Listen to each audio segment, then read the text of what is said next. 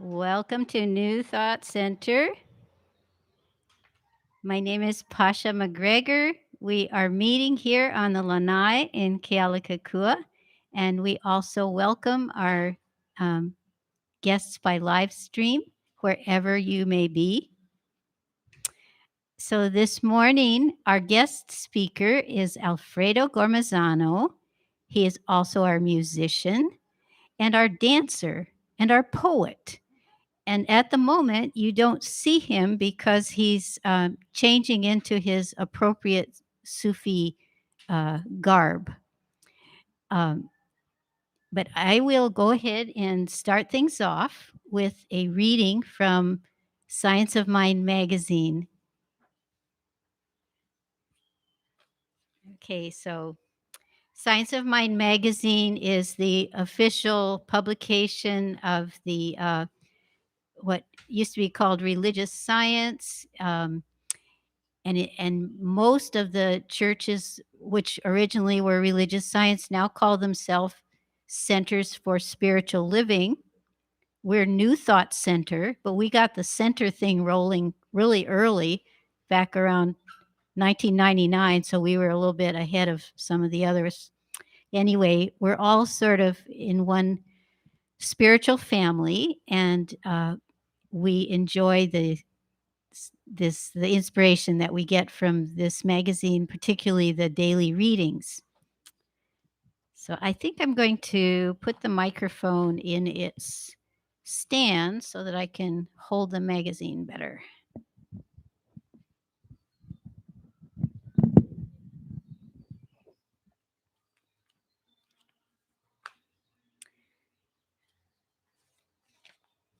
So today is July 10th. So when we focus on this reading, we are unifying our consciousness with many other people all over the country and the world who are also um, drawing inspiration from these words.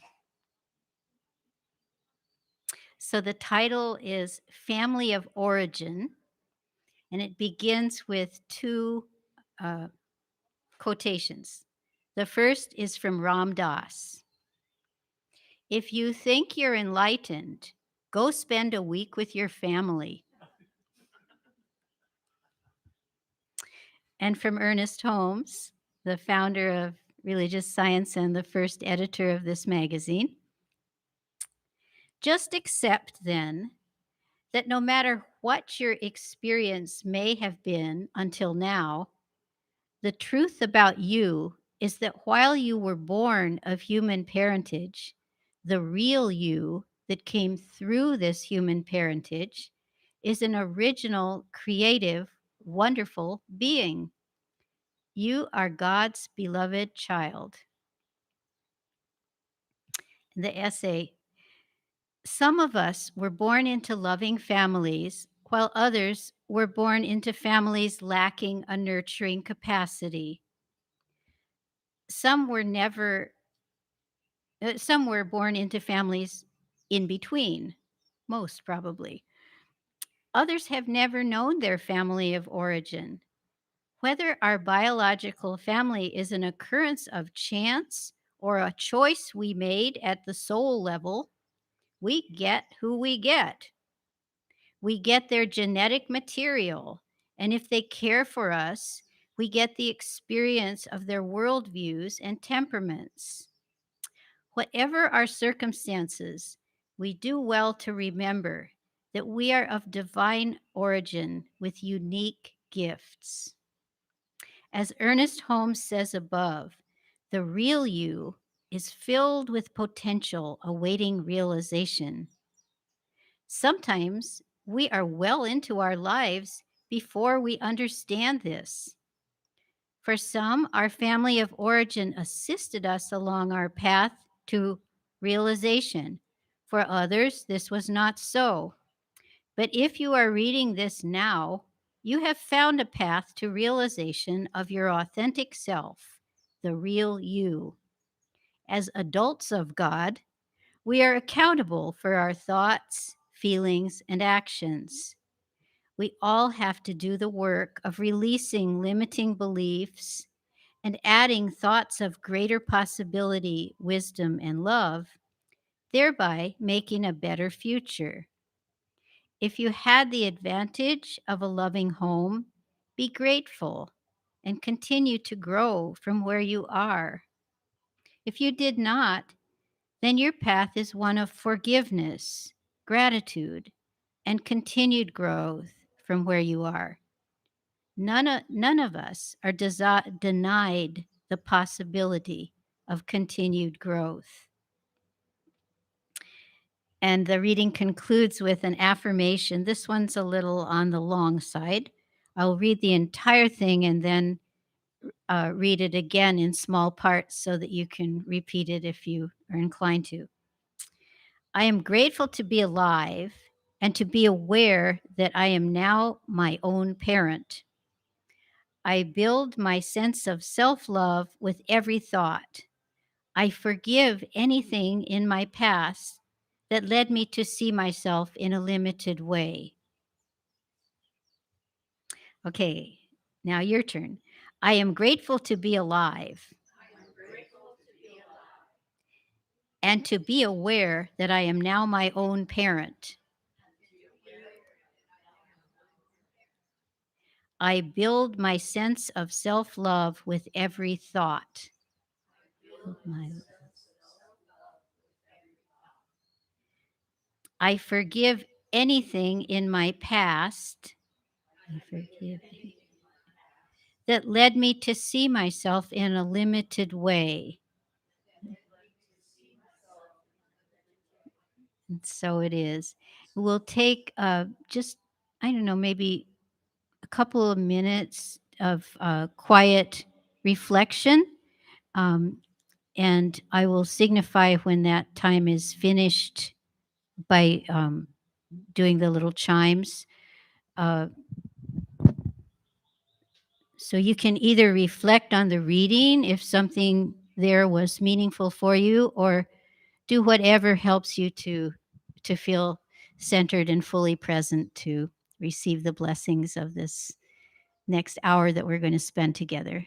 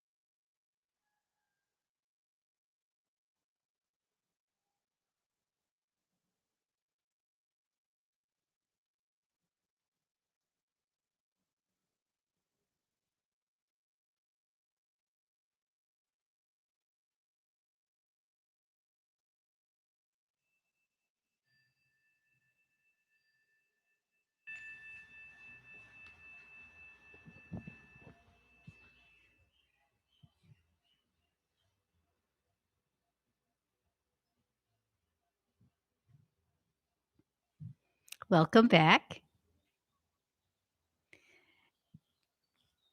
So, because Alfredo is doing many functions today, music, talk, etc., dance, um, I'm going to sort of complete most of the new thought parts all sort of in one chunk rather than having, music, reading, music, miracles, whatever. And then he will make his dramatic appearance and take it away from there. So, to begin with, I want to welcome you again to New Thought Center of Hawaii and tell you a little bit about New Thought, introduce New Thought in effect. Um,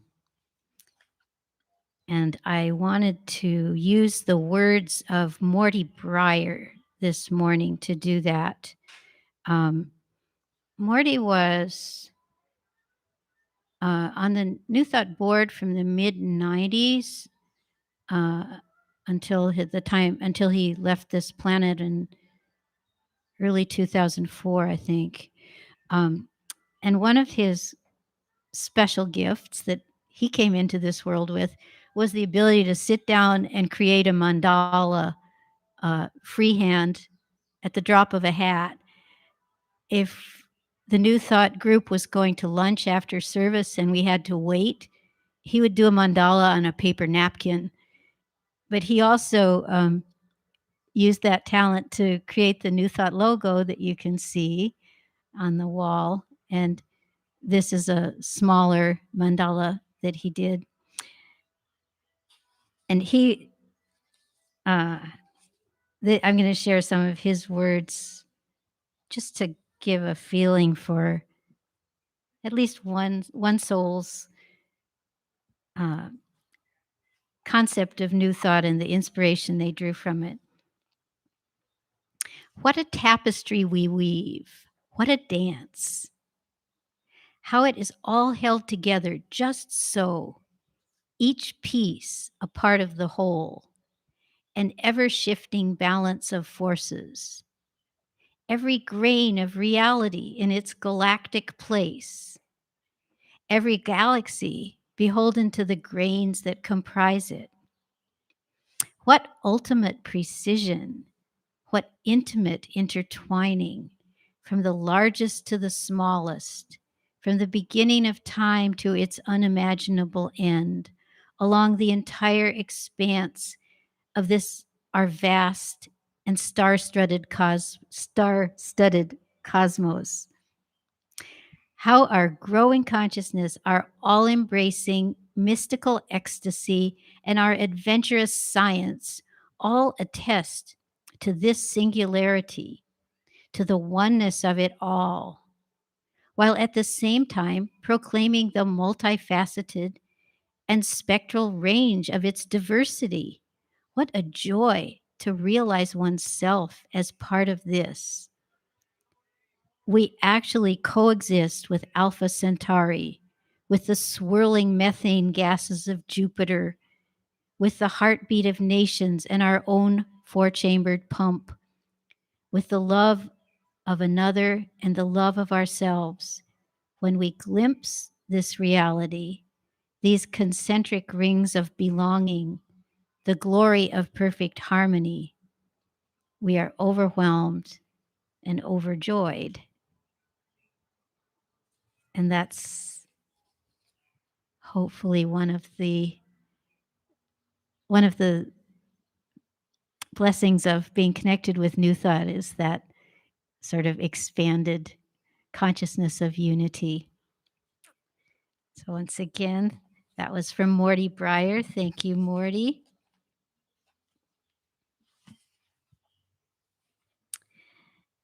And I would ordinarily ask for a song at this point, but it's going to, as I mentioned, be integrated into the whole program. So we will go right on to the invitation to share miracles and ordinaries. And the miracles are variously defined, but here's one definition I like. They are the special happenings in our lives. They are insights. They're miracles because they come to us sort of unexpected. They remind us of truth. They change us. But they're also ordinary because they happen in the midst of our daily lives. And the lessons are right there to serve us right away. So sometimes it's actually a happening from the past, but seen in a new way. So I will replace the microphone, and anyone who feels moved to can come up and share whatever is miraculous or ordinary in your life.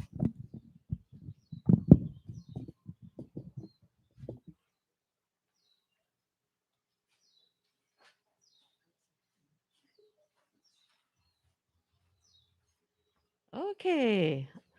I'm Pomaikai, and I got a call from one of my grandchildren who I was really close to, but for the last few years have been not so in touch with because he just won't communicate.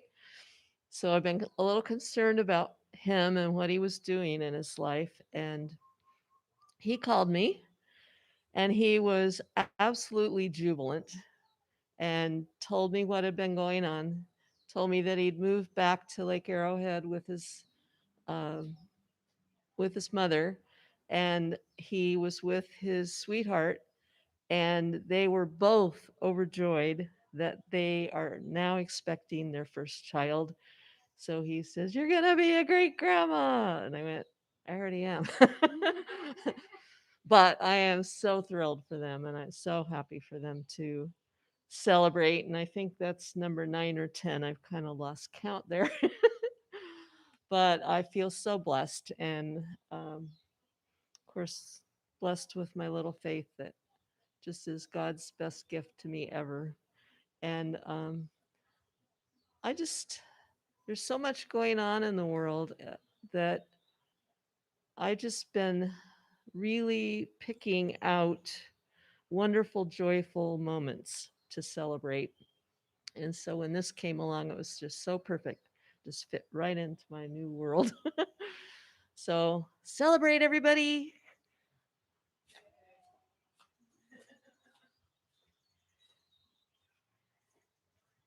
Thank you, Pomaikai. And for those of you that are not actually on the lanai with us, Pomai is the sole person sitting at the sound table this morning, and she's just accepted this challenge of mastering our equipment that we're blessed with to be able to share with the wider world as well as the people on the lanai. So thank you, Pomai. That's miraculous that you stepped in to fill that, address that need for us. Okay, anyone else?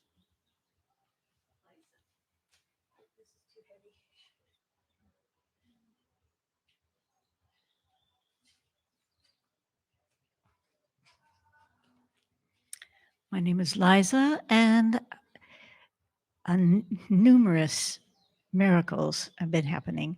But one was I wanted to see my son. I haven't seen him and his wife for 3 years because of COVID. So I intended to get there and have the money to get there. Well, I got exchange my car for airline tickets from Deborah Lehrman. And then people said, Liza, there's this opportunity to do catering for a workshop. So I did 5 days workshop, but 3 different people came to me and said, this would be the perfect thing for you. I did it, had the money, went there, walked a lot, hurt myself. My legs don't work too well anymore. One anyway, but since then, I've been treated by Nancy Emery, Maria Mann, Kuakani Green, and Deborah's coming back, so I'll get treated by her as well. So lots and lots of miracles around wanting to see my son and daughter-in-law, and that's it.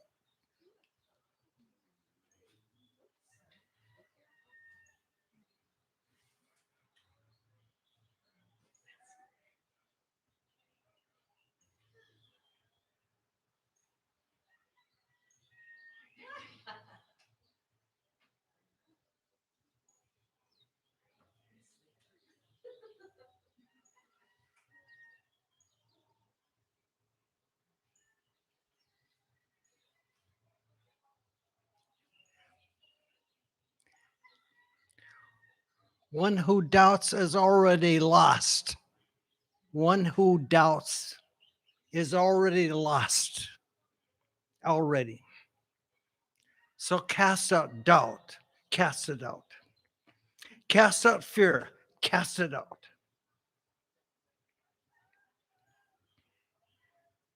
Cast out anger. Cast it out.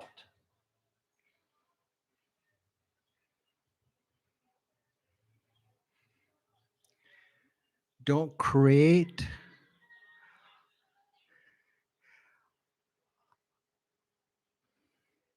a bigger fire. Peace is spiritual peace.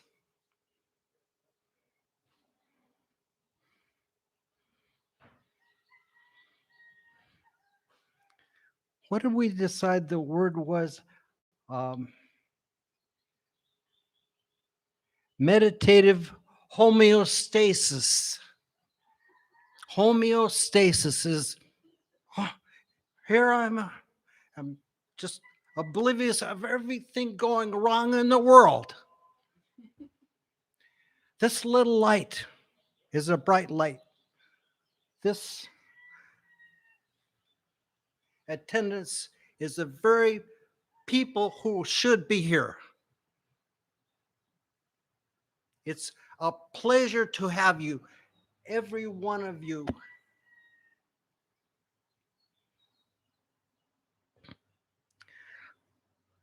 Love is life. It is what makes us alive. Those emotions are what deadness.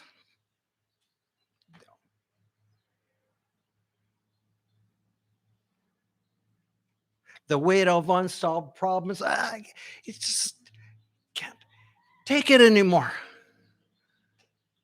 So,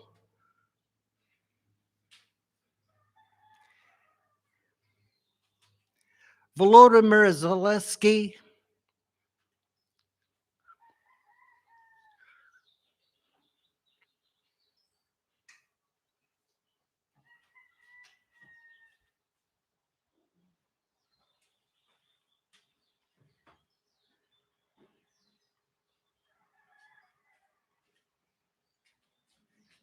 I want to second about Pomai because I tried that and I didn't do it.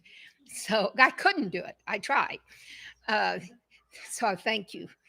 Being a physical therapist, I have spent my life seeing some things that most people don't see, and it's difficult. But this weekend, I was able to spend the night in the yurt that my daughter and son-in-law have fixed up on the land that we're hoping to get our house one of these days built. And sitting there and looking out over the ocean, I just know everything is okay. I never knew anything existed like that. Maybe I think it probably would have helped my kids when I was younger and I was coming home with horror stories from my work. But and I love my work and I'm good at it, but it's a burden also. But it's the most amazing thing I've ever known. I've lived in different places and I've visited a lot of places. I didn't know anything existed like this. So it's truly a miracle to me.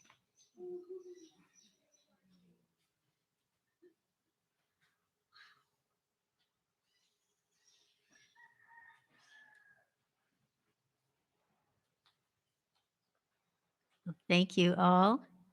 Um, I think I will just go along. Since we're sort of on a roll of doing the new thought things, I can go ahead and share the announcements also. And that will be, I believe, the perfect time for Alfredo. He is. Oh, Alfredo, if you are truly ready, you can come on stage and I will do your introduction. You can um, sit in the chair of honor and I'll introduce you and then you can do everything you're going to do.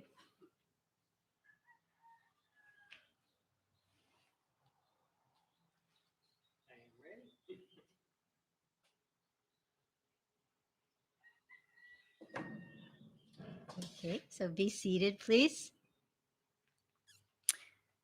All right. So the title of this Sunday's presentation is the inner voice, trusting our guidances,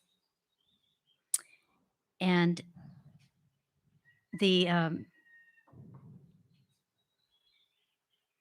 what Alfredo had to say about his topic is the observation that some of the best discoveries in life are made when we discerningly let go and just allow ourselves to be guided and led to them. So he's going to share how that has played out in his life, and give us all some ideas maybe about how we might go about reinventing, repurposing ourselves. And the means of this communication will be words, music, dance. And just to give you a little idea about Alfredo, he has a long history of dance, music, language study. He taught himself several languages, including Uzbek and Turkish, in order to be able to translate, to read poetry in the original and then translate it. A recent enthusiasm is photography, and he has reflected that he can take the lens apart on a camera and clear out the fuzz, and that seems like a good metaphor for what we need to do to see more clearly what our path is on all levels. And I think Alfredo's been coming to share his talents at New Thought for over a decade, and it's always a treat. So, Alfredo, you're on. Me. There we go. Hello, testing. So, I have had what could be called an interesting life. Has anyone else had an interesting life around here? It all started back in the year I was born, and as I grew older in life and discovered certain things, I realized why, if one picks a time to incarnate into this world, why I would have picked that particular year and time. You'll have to do, if you want to figure out how old I am, you will have to do your history research on your own. But the year I was born was the year that Stalin died. It was the year that the Korean War ended. It was the year that Queen Elizabeth came into power. And it was the year that the whirling dervishes in Turkey were allowed to turn legally for the first time since the 1920s. I had no idea what that was going to mean in my life when I jumped into this body. Later on in life, at the end of high school, a friend of mine handed me a book on astral projection. And there was a line in there that just jumped out at me. It said, "The whirling dervishes of Turkey do such and such." And I went, "The whirling dervishes of Turkey, I've got to meet them someday." And I had images of going to some far off exotic lands, having to fight my way through bandits and mountains and jungles to find these people. And instead, years later in Fairfax, California, I went to Dances of Universal Peace and found out there was a Turkish Mevlevi dervish teacher living in Fairfax, California and teaching there. I was like, okay, I'm in exotic Fairfax, California. Started to learn. I continued my studies in Seattle and Vancouver. And it's something that went really deep to me. The first time I was dragged off to Dances of Universal Peace in Buffalo, New York, which at the time was called Sufi dancing, my friend dragged me kicking and screaming, and this was a person I called my guru from the street because I met her in the basement of my dormitory at college. She and her boyfriend were coming in to use the stove there because they had no stove in their apartment. And this woman had incredible insight. She was actually how my name started getting changed on its path from my birth name to eventually Alfredo. And when I went off to Sufi dancing that first time in Buffalo, New York, I fell absolutely in love with it and connected with it. Some years later, I found an album of Turkish Sufi music put out by a French company, and it had the lyrics in it. And I saw that and I thought, I just felt like someday I'm going to be singing these songs to people. And sure enough, I'll be singing some of those songs to you today. And simultaneously, I got exposed to Middle Eastern music and dance. And when I heard the Middle Eastern music, my body wanted to move. And speaking of guidance, one morning after a show, I was meditating and I hear this voice in my meditation which said, Alfred.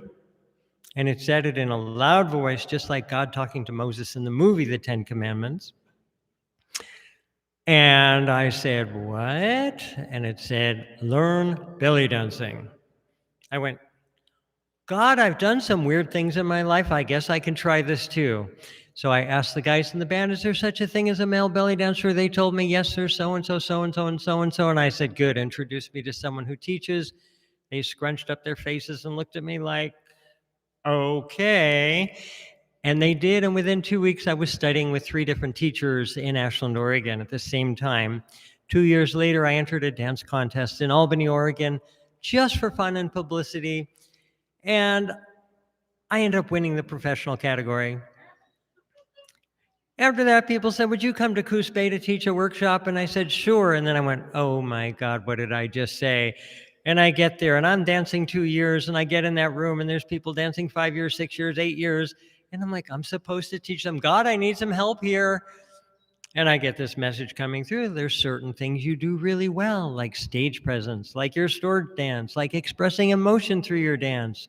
Teach those things. I did, and they loved the workshop. That started me on a whole career, traveling across the US and parts of Canada, teaching and performing. Other points in my life, I mean, I was a hitchhiker at 17 years old, and I hitchhiked out to the deserts of New Mexico and took an illegal substance and wandered out in the desert in the full moon. They called it the full moon of the Christ. I don't know why, but they did. And I wandered out in that desert and I just let myself be guided between the sagebrushes and just allowed myself to feel that pulling. And it was practice. It was also, I also noticed that when I was hitchhiking, sometimes I'd be out there hitchhiking and hitchhiking and hitchhiking, and it would be really difficult to get a ride. And I'd turn around and go the other direction, and boom, I get rides right away. I guess I was not meant to go that place. And speaking of energy changes from that, I was living in New York, in Manhattan.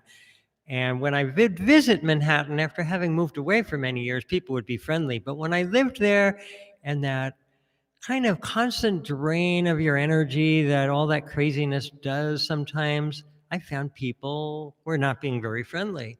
So one day I decided to hitchhike up to Buffalo, and it was the winter, and I got out onto, finally it was like waiting 3 hours, getting a ride 5 miles, waiting 2 hours, getting a ride 10 miles.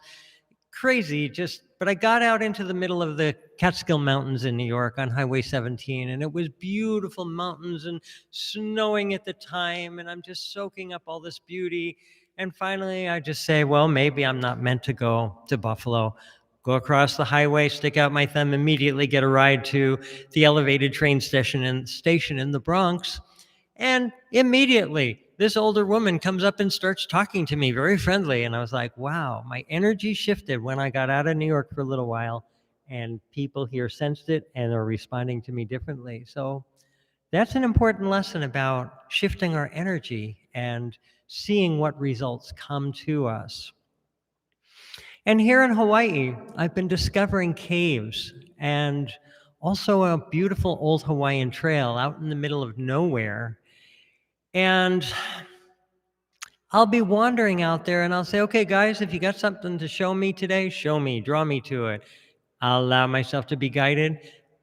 Here I am at a little hole in the ground about this big. I stick my head down in the hole. It's like a passageway about 3 foot high. And further down that passageway is a black spot on the ground. I'm like, I have to investigate. I crawl in with a flashlight, and the black spot is a hole dropping down to another level, which drops down to another level, and I'm now in a tunnel I can walk through. And I have found quite a few places out there in that area just by allowing myself to be guided like that. So very important to tune into that, to learn to discern between the voices. I tell a sort of joke, but it is a sort of reality at the same time.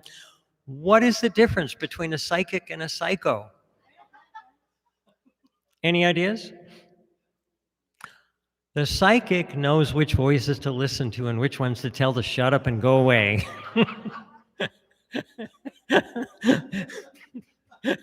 And at that, here's some psychic music or psycho. I'm not sure. Turkish Sufi music is what it is. Which, according to some people, the fundamentalists think that the Sufis are kind of psycho, but we know better.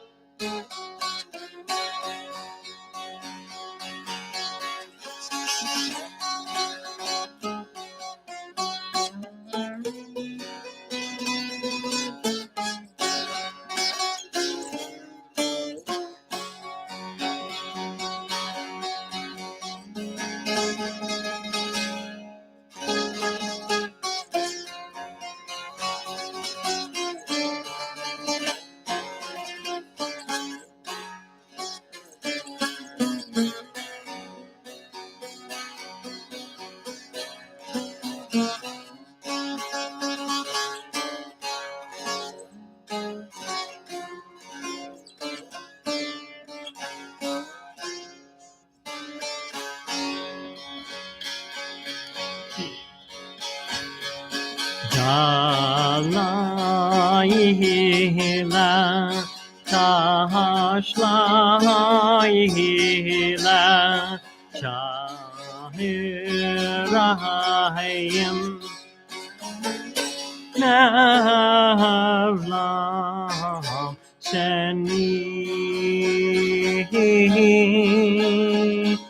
seherlerde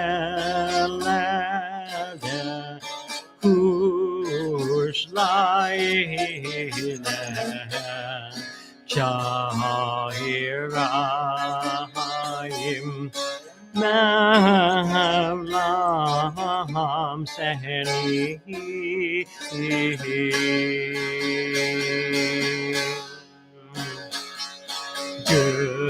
gökyüzünde İsa ile Turdayında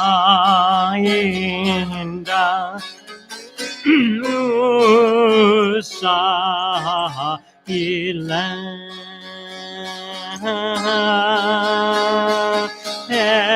elindeki asa ile şahirayım Mevla seni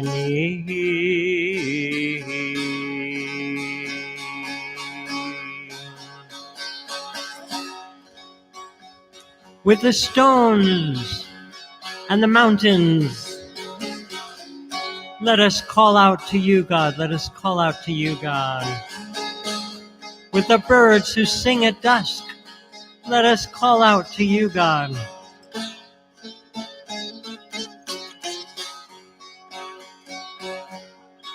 With Jesus, Isa, in the heavens.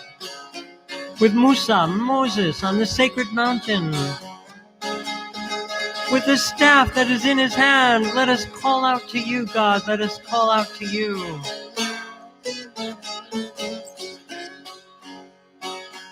Yunus, the writer of this poem, recites his prayers with heart.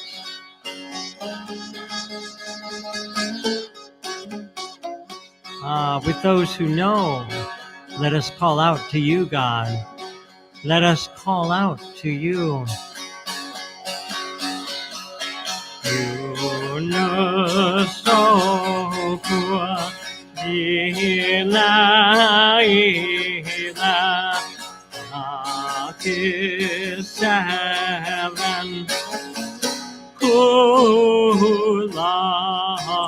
ilah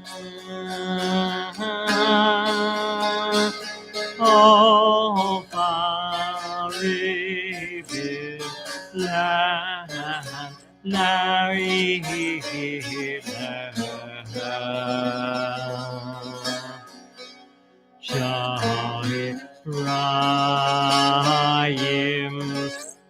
Mahavlam Sehni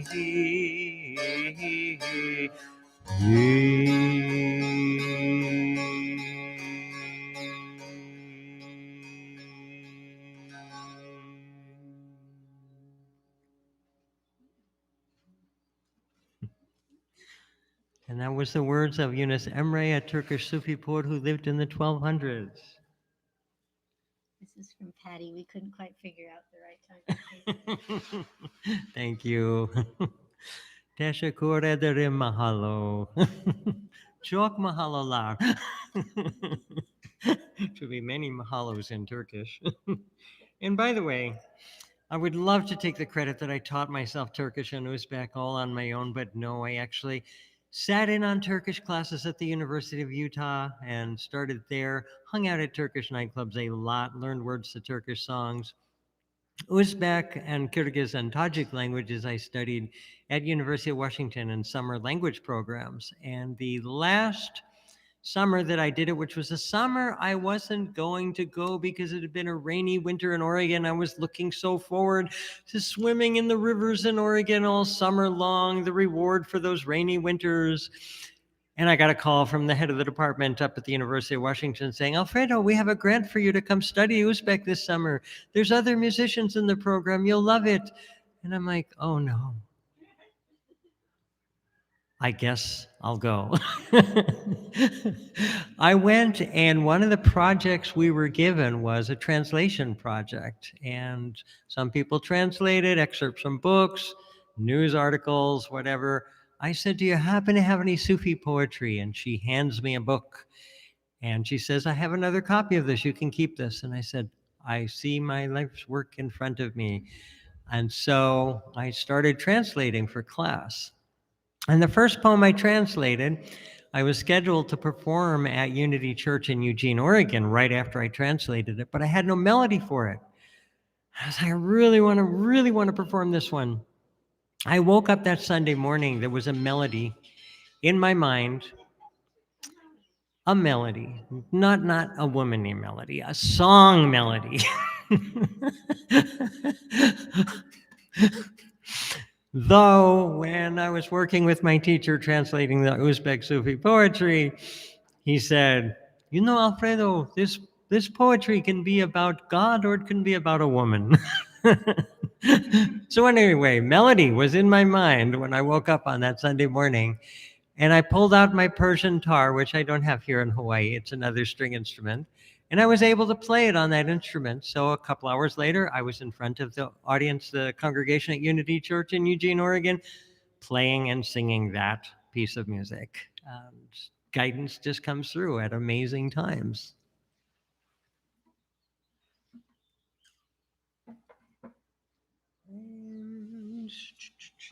Speaking of Uzbek.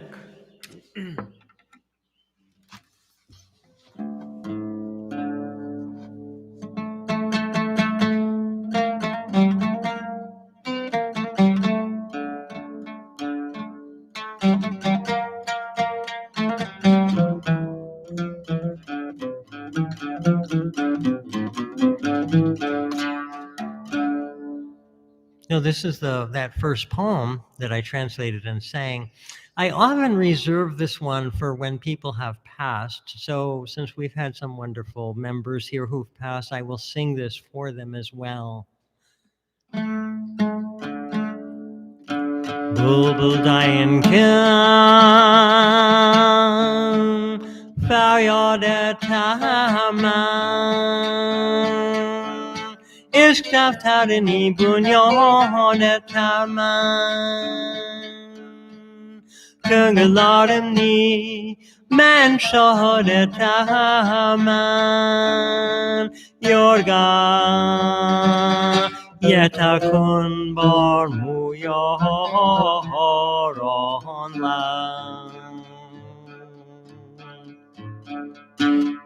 Gam bahri kıldı Mavjini bunyad, ishking da kuidun, yuzahu faryan, ötini gorim chun sarviozan, yoga yetakun, barmu yorahan lan.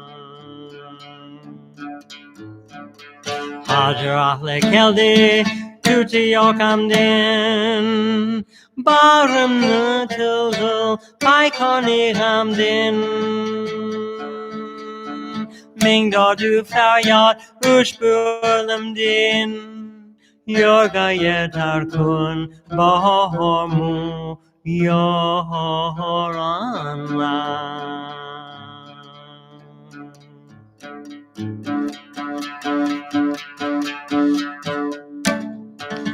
Oh, the book of love.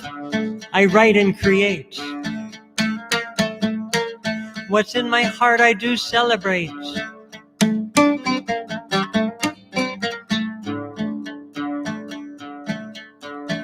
And like the nightingale, I cry out.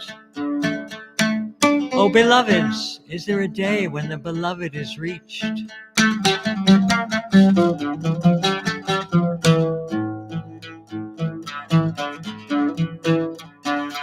Sorrow, its ocean, created its wave. 100 times cried I, in your love I prayed.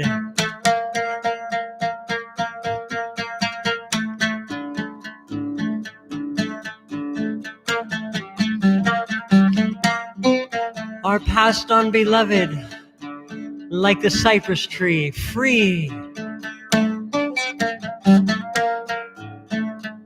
Oh, beloveds, is there a day when the beloved is reached?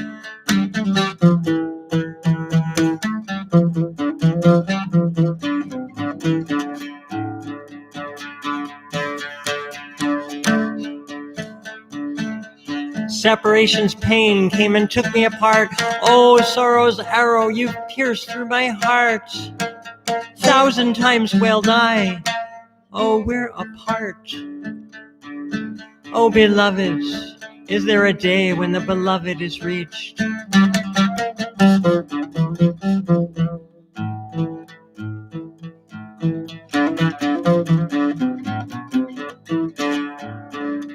The flame of your absence burns within my breast. My eyes, tears flow falling to my chest. From ignorant sleep, Mashrab has now awakened.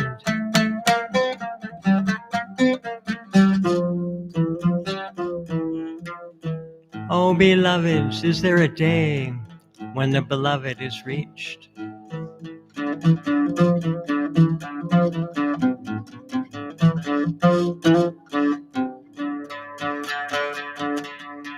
Shami Piraking cooks him down yonder.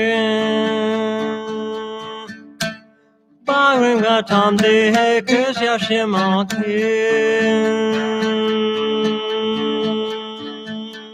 Raflata call on Mashrabu yonder. Yorga yetakun barmu, barmu, barmu, yoran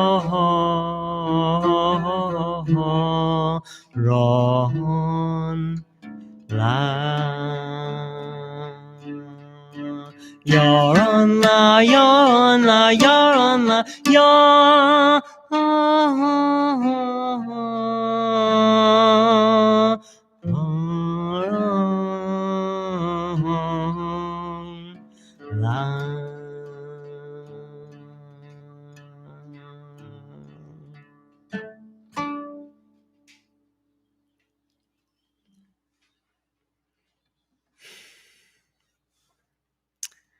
And that was a poem by a writer named Baba Rahim Mashrab, who lived in the 1700s in Uzbekistan, what is now Uzbekistan.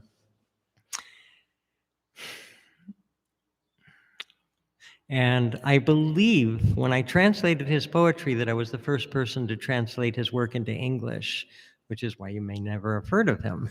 So. And I also dedicate that poem to the head of that department who called me that summer, who has since then passed away. I mean, she was amazing. She was still teaching in the university at 82 years old, and they finally forced her to retire. It was her life's calling, definitely her life's calling.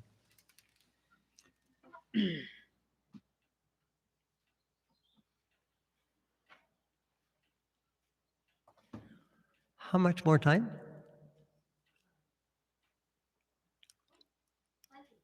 What's that? 10 to 15? Okay. 20. Okay, then. Stories. So, along with guidance, well, actually, it's a little bit more on guidance and a little bit more about the wonderful caves here in Hawaii. I started getting comfortable in caves in Kaumana Cave over in Hilo. And, you go in that cave and there's water dripping in there because it's Hilo. There's water in Hilo.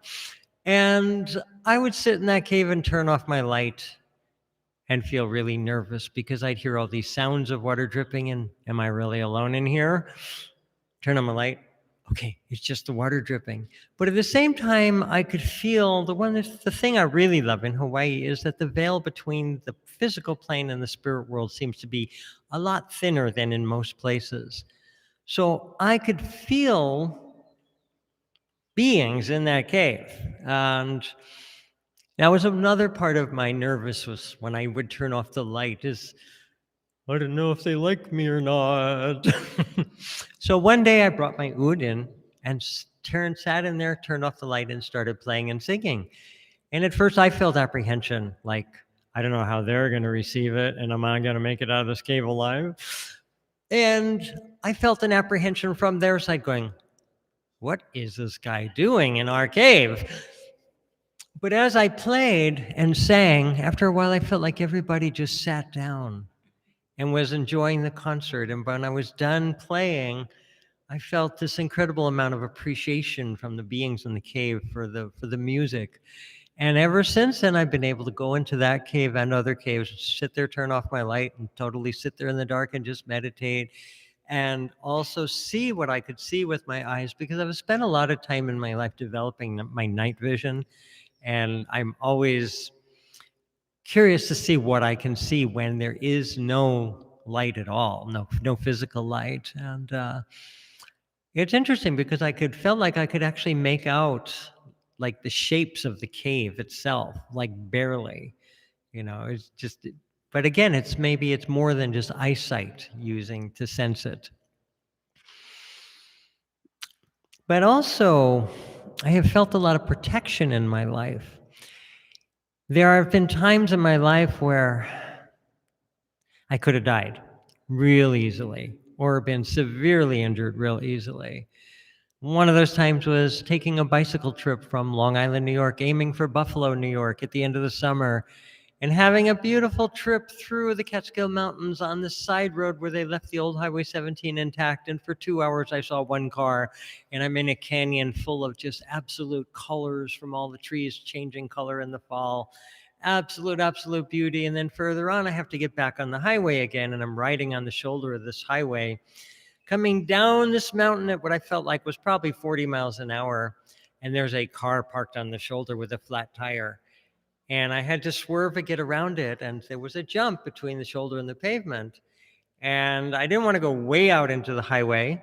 So I just turned enough to go, but it wasn't enough. And my wheel caught. And I flew through the air. And I flew, and I flew, and I flew. And I flew for so long that I thought, I haven't hit the ground yet. And then I hit the ground and I went, oh my God, I'm in the middle of Highway 17. Grabbed my bicycle, threw it to the side, grabbed all the stuff that'd fallen off the bicycle, threw it to the side, ran over to the side. Oh, my bike pump's still out there. Went back, grabbed the bike pump, went over to the side and went, wait a minute. My palms aren't even scratched. How'd you guys do that? Thank you. Like, wow. So put everything back on the bike, get on the bike, start to ride. It makes half a turn of the wheel and stops dead. I look down, the wheel is totally bent out of shape. So I had to hitchhike from there to Binghamton, New York, to my friend's house. And the mile from the highway to my friend's house, I had never, ever, ever gotten a ride trying to hitchhike. I'd always had to walk it. But here I am with a disabled bicycle, which, like hitchhiking with a bicycle. I got rides in vans and pickup trucks. And here I am a mile from my friend's house. I stuck out my thumb with the bicycle. I got a ride to my friend's house. It was amazing. Took the guy 2 weeks to fix it. By the time I left Binghamton, New York, I left Long Island, it was in the 90s. When I left Binghamton, it was now in the 20s.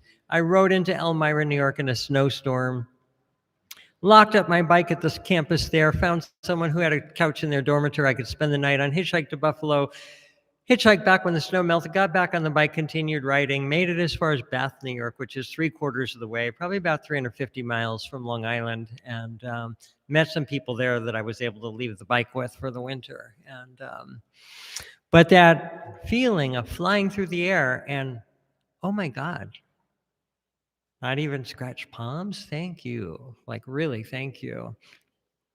And another time I'm in Idaho, there's this beautiful, beautiful lake outside of Twin Falls, which whenever I meet people from Twin Falls, like, I know this lake.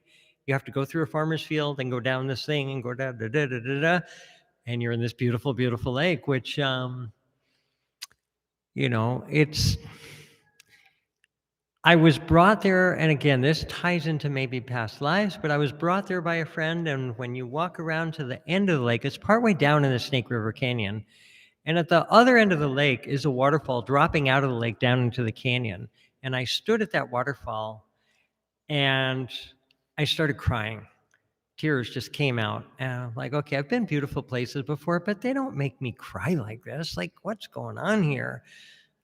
We'll come back to that story later. So anyway, one day and another time, there's like a creek coming into the lake, really crystal clear water. And this is the thing about when people say, oh, you can't swim upstream, blah, blah, blah, blah, blah. I'm like, so I followed it upstream against the current, dodging stinging nettle that was growing in the creek, rocky, all kinds of stuff, get up to the top of it, and there's this beautiful pool with springs in it coming out of the sand. And like the sand was white, but then there were bluish spots in the sand, and in those bluish spots is where the water was coming through, and you could actually reach your hand down into the sand and reach and reach and reach. And it was just amazing being in that spot. And that was what happened when I swam upstream. So going the easy way, or the way that feels like it's the flow, sometimes the lesson is how to go against and through adversity. Sometimes the lesson, like that day hitchhiking and turning around going back to New York, was, okay, it's going with the flow. So that's where the discernment comes in.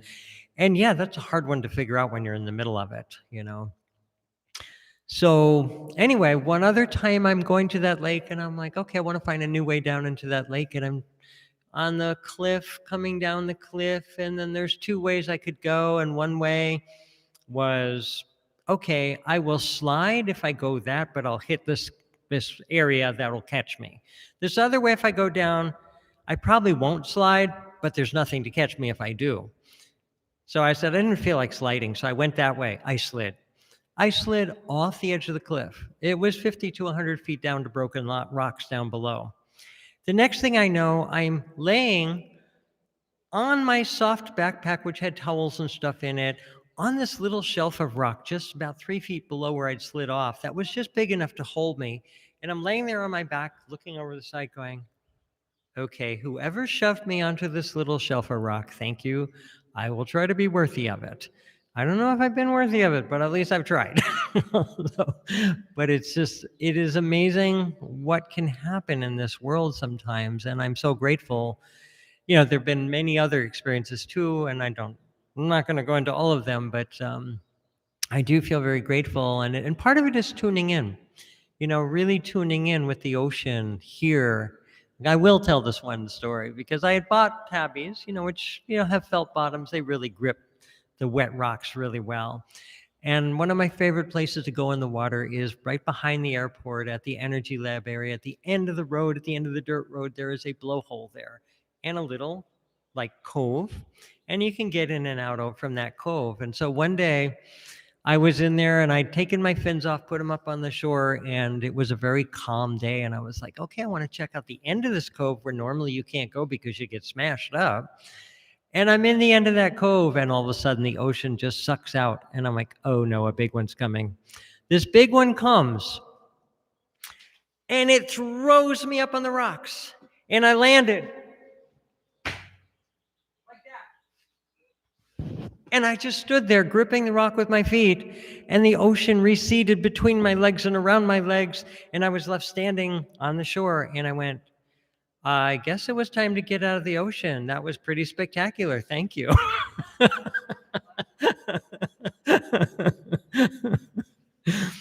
And another time near the 7 sacred pools in Maui, East Maui, there's like another bay over from that. And I was sitting on the edge and I was like, okay, I'm checking it out. I can get out here. I could get out there. I could get out there. Okay, got my 3 spots picked out. Okay, check it out. God, or show me a sign if you really want me to go in there. Right at that moment, this beautiful turtle showed up right next to the rock. So like, okay, I'm in. Unfortunately, the current pushed me at the turtle, which scared the heck out of it. And I have never seen a turtle move that fast. Like, wow, you're like almost as fast as a dolphin. That's amazing. I apologize profusely to it. I was like, the ocean pushed me. I'm sorry. So anyway, guidance is telling me, sing him a song already. So this is a song from Kyrgyzstan, and there have been times in my life where I've done sound healing work with people, and I've also been a Touch for Health instructor and acupressurist and many things. And so I learned to use muscle testing to test out what a person needed or what would be most beneficial for them. So with this one person, it was like, okay, play saz and sing this song, play this, sing this song, and sing them this one Kyrgyz song. And so a song from Kyrgyzstan. So I sang it to them, and while I was singing, I realized why I had to sing it to them. Because this was a person not quite filling their role in life, their place in life, kind of shying back from it. I'll sing you the song, I'll translate, and I'll explain how that fits together.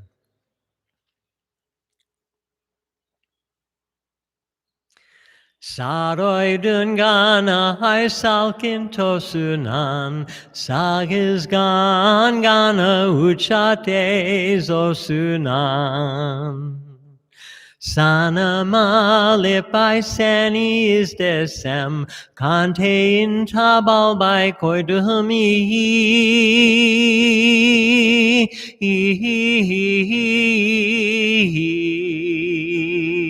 Iodungan. Kukoidungana hai kurkum tosunan, kungujgan gana uchate zosunan. Kungulgalipai sani is desem, kantein koral by koidumi.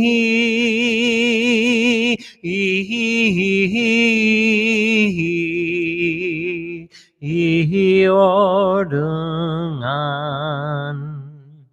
Salkin durana hai jerga saroigo, sagis gan gana kelipe conboy bu. Zarlan tip mani I jalgis koigoncho, kante insana lash bolsong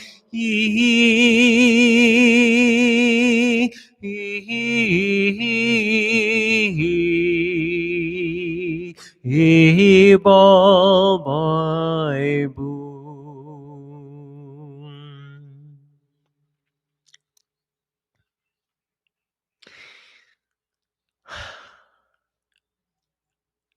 From the peaks of the mountains of the Golden Valley, the dove flies from those peaks.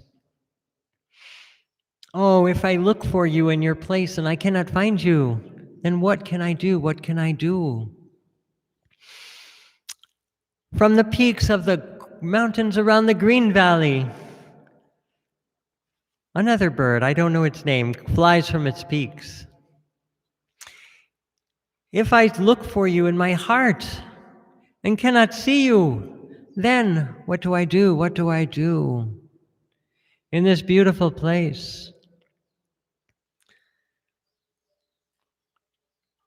in this beautiful place of the Golden Valley, I'm translating in my mind as I'm doing this.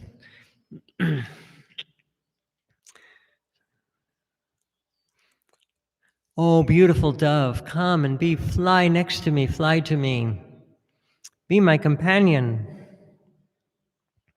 I'm alone in this field. And if you became my companion, how would that be? Wouldn't that be wonderful? Would that be wonderful? So the parts about looking for that person in their place and not being able to find them, what can I do? What can I do? Well, if you're not in the place you're meant to be in this world, then what can we do? What can we do? Where's your gifts that are being given to the world? And so it's a call to find our places, to give our gifts. And it just felt this is why it was for this one particular person. It fit their situation so perfectly. And a love song now from the same place. And this is one I sang when the Kyrgyz ambassador to the US showed up in Seattle. And I sang him into the room to welcome him in. And his eyes got big and he says, I can't believe I'm hearing an American singing one of our songs and singing it well.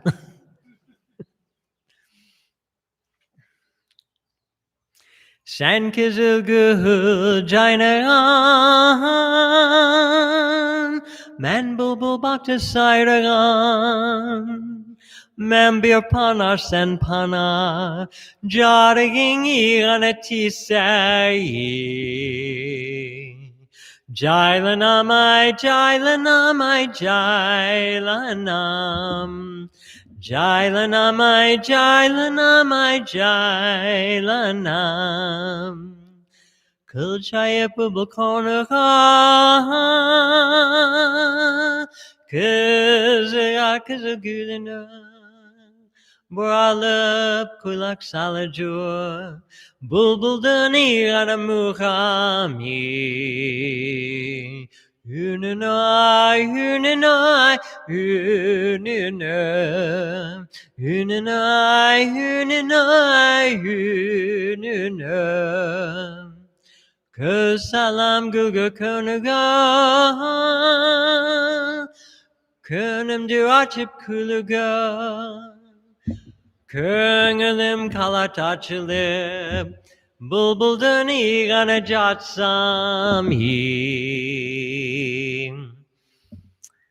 Tubinai, tubinai, tubinai. Tubinai, tubinai, tubinai. Gulabot guling bao chakta. Kuyutubogo tarkatpa, burale bakta sayran, bulbulduni anatilini. Charchat pai, charchat pai, charchat pai. Charchat pai, charchat pai, charchat pai. You are the red rose blooming. I am the nightingale singing in the garden. I am the moth, you are the flame. If your light touched me, I would. And one word means settle down, land, or marry. Ah, the nightingale, fascinated by that flower, alights upon the branch.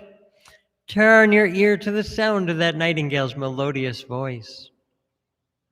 Ah, the eye greeted by the day, greeted by laughter, my heart opens to laughter, my soul opens fully, unexpectedly, when I lay myself down to the root of this beautiful flower. Ah, laughter comes, laughter goes, existing for but a moment in time, like the flower. But when it's gone, don't spread your sorrows all the way up to the heavens. Instead, listen to the one singing in the garden. Don't make that nightingale wear out its tongue. Ah, do I reach for that opening flower? Is my love worth nothing? If I cannot reach that opening flower, Then in sadness, do I go? Do I go? Do I go? Achugan gugajatambi, ashitigim bakarbi, Achugan gugajatalbai, Armandahi anutupi. Get him be I, get him be I, get him be. Get him be I, get him be I, get him be. Get him be I, get him be I.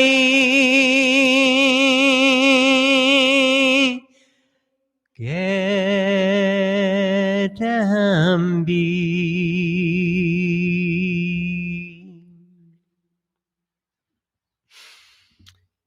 And when my teacher's father was visiting from Kyrgyzstan, one reason I decided to study Kyrgyz language was I heard Elmira singing at the Central Asian Languages Department's summer program party, singing in Kyrgyz. And I had had previous experience with healing with sound.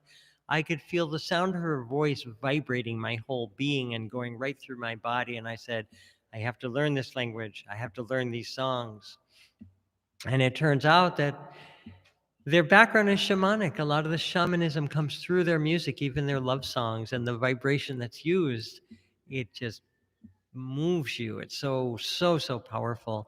So when Elmira's father came to visit Seattle from Kyrgyzstan, I sang that song to them, and the last line is, Ketembi, Ketembi, Ketembi. If I can't reach that opening flower, do I go, do I go, do I go? And I'm singing Ketembi, I, Ketembi, I, Ketembi, and her father goes, Ket, Ket, Ket, which is go, go, go. Rahmat Sizka. Thanks a lot. Do I have time for a whirling, or is it okay? The whirling will happen right now.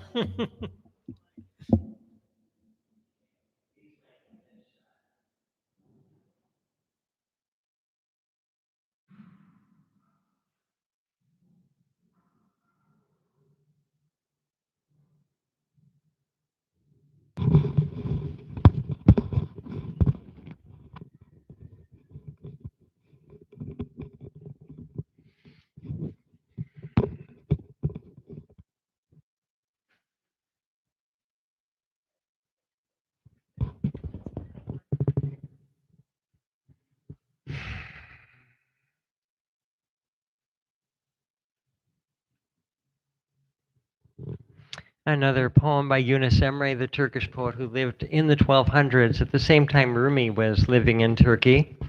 And they probably met each other and probably inspired each other. Sorry about that.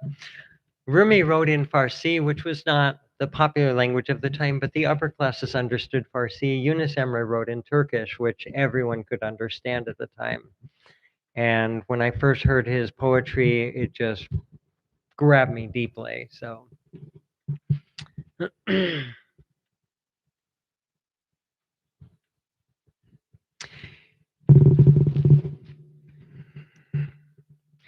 yine yüzünü gördüm, yine yüreğim yandı. Dostum senin aşkın, ciğerimi boyadın. Sana düş oldu yolum, yine hoş oldu halim. Sol benim garip gönlüm, sizin ile eğlendim. Sen gelmişsin, geçmişsin, ben uykuda varmışım. Şayet geri gelirsin, bundan duralım imdi. Senin gelip geçtiğin her kim muştular ise, muştulaya gelene canım vereyim imdi. Çün sen bu sözü dedin, dayayı mert eyledin. Yunus and Gerçaki Sam dönmezsizden imdi dönmezsizden imdi. Again I did see your face. Again my heart set aflame. Oh, beloved, your love's fire my heart infinite did make.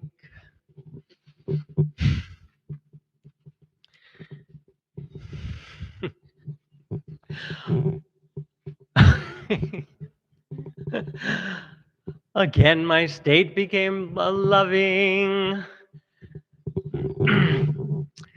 And oh, to you then did fall my path. Again my state became loving. This my strange wandering heart, with you it stopped and remained. You may come and you may pass. In my dreams I may find you. Ah, may this always repeat. In this may we now remain.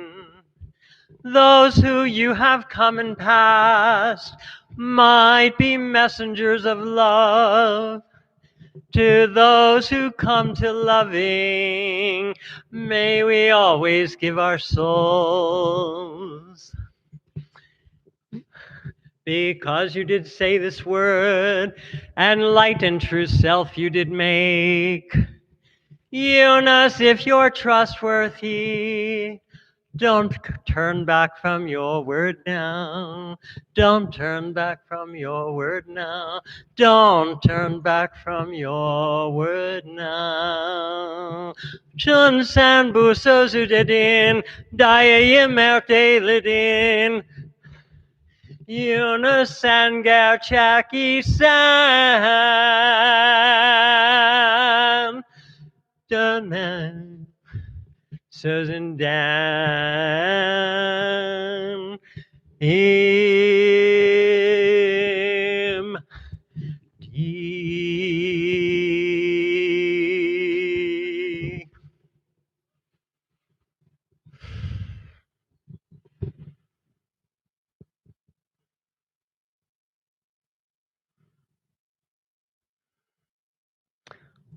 Ooh. Çok teşekkür ederim. Thank you very much. And again, those were the words of Eunice Emre, and those were my translation. Thank you.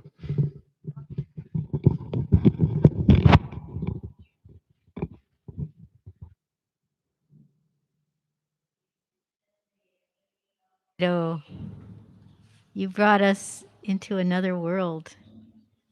Yeah.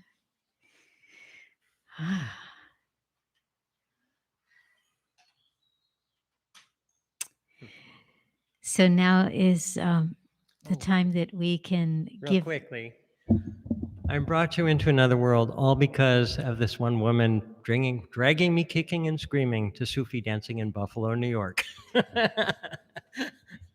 Yeah, isn't And it it led to interesting? here now.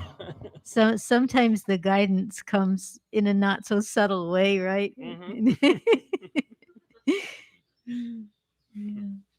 Yeah, wonderful.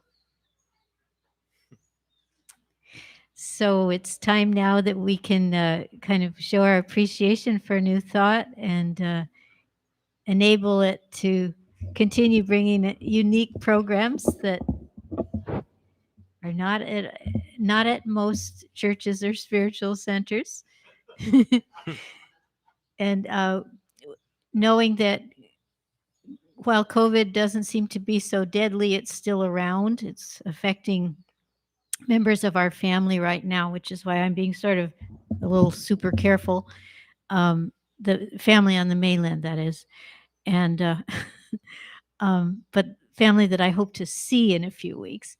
So I have to make sure I don't get sick at an inconvenient time. In any case, our numbers in Hawaii went down for the 5th consecutive week, which is good, but they started out quite high. So we know it's still in the community. So We're not passing our koa bowl, but we're inviting people to come one at a time to, if they feel moved to put something in the koa bowl. And Alfredo, in your music minister job, you can provide us some offertory music while that is happening. Thank you.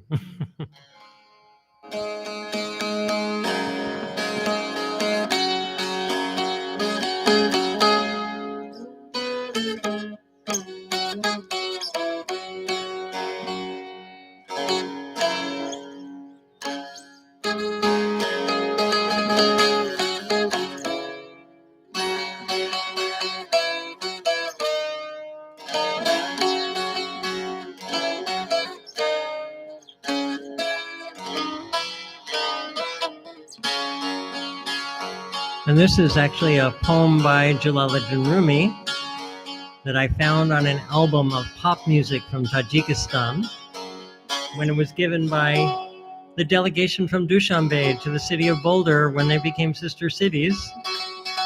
And I was trying to figure out what was on these albums, so I taught myself how to read the Russian letters, because nobody could read what was on the album because Tajik is Persian written in Russian letters. So Russian readers didn't know what it said, and Persian speakers couldn't read it. So I would read the titles off to my Iranian friend, and then he would translate the titles, and we gave it to the library. But in that, I noticed one song said, music by so-and-so, words by J. Rumi. I'm like, pop music? J. Rumi? So years later, when I studied Tajik language at University of Washington, I brought the recording in, asked the teacher, Ustad, in Rumi asked, Master, is this Rumi? He listened, he goes, Rumi asked. And I said, good, let's translate it. So we translated it in class. Idam nigori hudra nigash ke dihona dahasta shubobe nizaya ke tarona.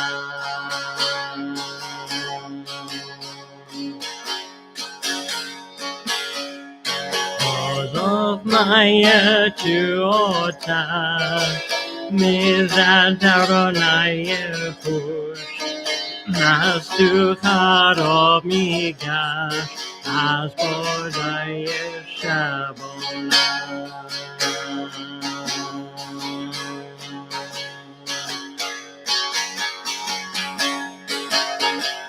Japandoya Hiroki Mizabano Misoki Maksud Boda Buddha Soki Buddhash Bahona. Soki Moruye Dadafi Usabuye Asuchaya Daroma in Hodamiona Didam Nigori Hudra Nigashti Dihona Badasta Shubobe Mizadya Kitarona.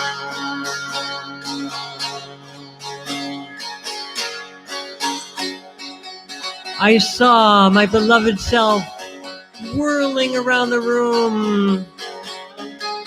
In their hand was a rubab, an instrument, playing a song.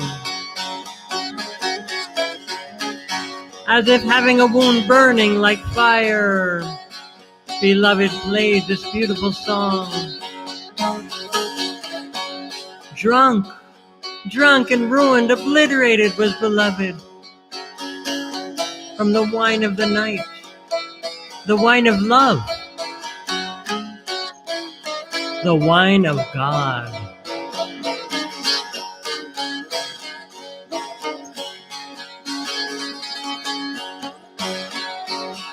Now this next line has double meanings. From behind the veil of Iraq, or In the musical scale called Iraq, Beloved played to the name of the Saki, the cupbearer. But the wine was Beloved's real reason to be there. That Saki just an excuse. That Saki whose face glowed like the moon. In their hand was that pitcher of divine wine. And again, double meaning.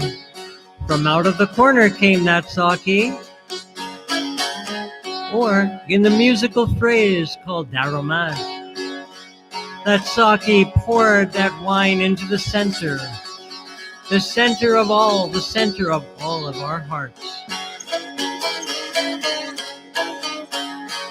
I saw my beloved's real self whirling around the room.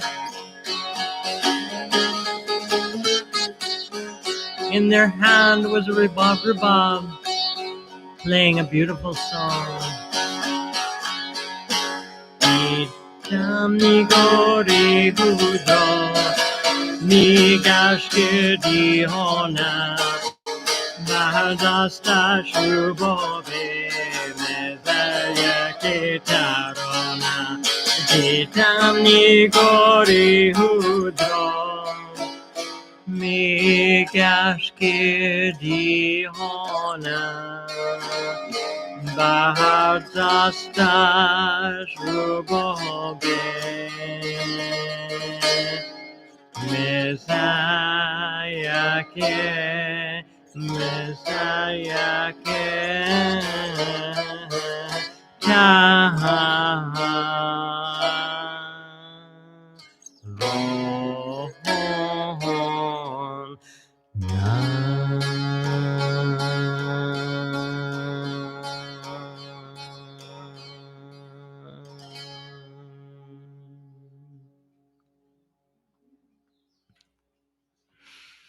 And again, the words of Jalaladdin and Rumi. Thank you for your contributions.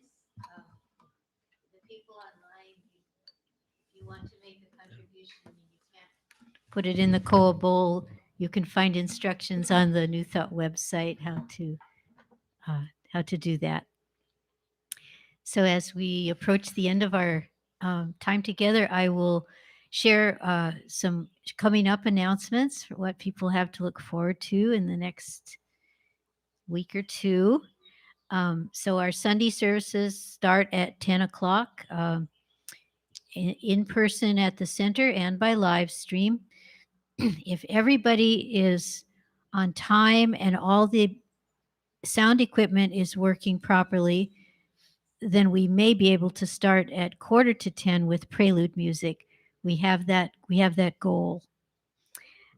We provide free childcare during the service, but we do need parents, grandparents to make a reservation by Friday. We don't require the childcare people to come if there aren't any reservations. So the next 2 weeks, what's happening at New Thought? On Sunday the 17th, we will be receiving it's a first-time presenter for New Thought. Her name is Nancy Pace Klein. Her topic is Celebrating Creation, Seen Through the Eyes of Science and Faith. And that's the sort of the subtitle of this newly published book of hers called Bright Morning Stars. It's a children's book, but it's beautiful for anyone of any age, fairly short and simple, but with a very big subject. And it's illustrated by Nancy's granddaughter, Charlotte, who's now 12. I think she was 11 when she did the illustrations. And she'll be present also. The music will be provided by Mahina, who, as she said, she and Nancy know each other. They're hula sisters. So it'll be beautiful, another beautiful morning at New Thought Center. The following week, the 24th of July, our presenter will be Geneviève Sourin. It's kind of amazing. We have two presenters with the name Geneviève or Genevieve in English. So we have to distinguish which Genevieve we're talking about. Her topic is authentic rhythms, self mastery through awareness and radical expression. The musician will be Jeff Tree. Genevieve will be offering a workshop that afternoon. It's called Exploring Your Authentic Rhythm. And she says it a call upon the creative and intuitive impulse of your soul's natural expression through sound, breath, and movement. And she suggests to people to bring a yoga mat. So apparently, some part of it involves lying down. The last Sunday of the month, we have a produce giveaway that will next be happening on July 31st. However, I happen to know there's some produce to give away today because Rob brought some mountain apples that weren't going to wait till the end of the month. So please take some when you're on your way out. The first Sunday of the month, we have our pre-service healing meditation with crystal bowls. That's from 8:30 to 9, and that will next happen on August 7th. We have many opportunities for service if you feel inclined to volunteer. Since we do offer in-person attendance as an option, that means we need people to set up and put away and greet and tech help if you have that kind of talent. We're still looking for a person to maintain the Facebook page for New Thought Center, and we need workshop facilitators for when the speaker chooses to do a workshop. We need someone to sort of be the liaison from New Thought to the facilitator, just a general helpful person. You don't need to do any public speaking through a microphone or anything like that. And finally, we still have the hope of doing some special events to observe we're now in our second 50 years. We passed our 50-year mark of New Thought Center, and we're in the first year of the next half century, our second half century. It sounds good that way. So if you feel like you have ideas and you want to participate in the planning process, don't hesitate to volunteer. The easiest way to volunteer is to just click reply to your New Thought newsletter, and the message will get to us. And if you're not on the list to receive the newsletter, sign the guest book, please, if you're physically present. If you're not physically present, there's a place on the website that offers you the option of signing up for the weekly newsletter. That's the best way to keep up to date with what's happening at New Thought. And so, Alfredo, are you confident in your ability to lead Hawaii Aloha? Possible. Yes? Okay, because if you aren't, then I'll end the live stream now. But if you are, we'll wait till after the conclusion of the song. What do you think? Nah. Okay, then we won't be embarrassed if it's not perfect, but we Well, won't you know what? I could share do it with I the could big do it world. a cappella. Oh, really? You could do it I without was the hoping I could instrument? do it on the oud, but Okay. not properly. And actually, I can just hand you this mic if That's you okay. wanted to I do it. like this one. All right. That's right. That's your special gift. It just arrived. Okay. Well, we'll all stand then that are physically here, and thank you for joining us, live stream people. So you get to hear Alfredo and know that the rest of us are also singing, but you won't hear us. E Hawaii e kuone hanawe. Kuhome kula ivine. Oli no au ina pono lani o. E Hawaii aloha e. E haoli nao pio Hawaii ne. E oli e. Mai na ahe makani e pa mai ne. Mau ke aloha no Hawaii. E haoli nao pio